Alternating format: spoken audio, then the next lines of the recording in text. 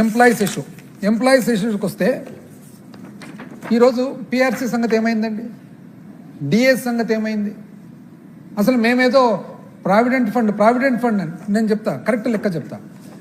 ఈ ఎంప్లాయీస్ జాగ్రత్తగా చూసుకోవాలా, ఎందుకంటే మీరు చదువుకున్న వాళ్ళు, మీకు సబ్జెక్ట్ తెలిసిన వాళ్ళు, పాపం ఒక సామాన్య రైతు సామాన్య కార్మికుడికి తెలిసొచ్చు తెలియకపోవచ్చు, మీరు చూడాలా.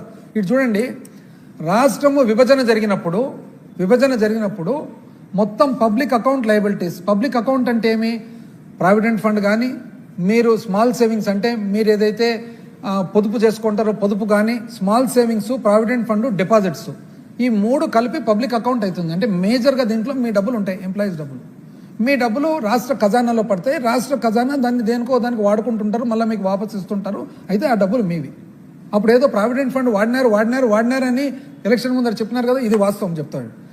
రాష్ట్రం విభజన జరిగినప్పుడు 37 మార్చి 2014 నాటికి ఎంత ఉన్నింది పబ్లిక్ అకౌంట్లో? 32,997 కోట్లు. 32,997 కోట్లు.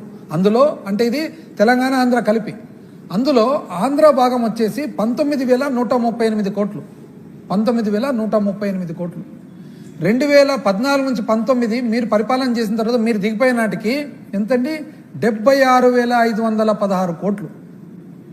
76,516 కోట్లు. అంటే మీరు 19,138 కోట్లు ఎంప్లాయీస్ డబ్బులను కాస్త 76,516 కోట్ల వరకు వాడుకున్నారు. అంటే ఎంత వాడుకున్నట్లు? మీరు 57,378 కోట్లు మీరు వాడుకున్నారు.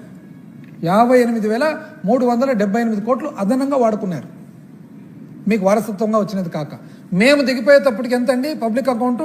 76,038 కోట్లు. అంటే మేము వాడుకోకపోగా మేము 478 కోట్లు తిరిగి కట్టినాం. మీరు 57,378 కోట్లు మీరు వాడుకుంటారు, మేము 478 కోట్లు తిరిగి కట్టినాం. ఎంప్లాయీస్ మా మీద దున్మెత్తి పోతుంది, ఏం చెప్పాలి? మీ సంస్థలు ఆ విధంగా హెల్ప్ చేసినాయి, మీకు అదృష్టవంతులు. అంతకంటే ఏం చెప్పగలుగుతాం?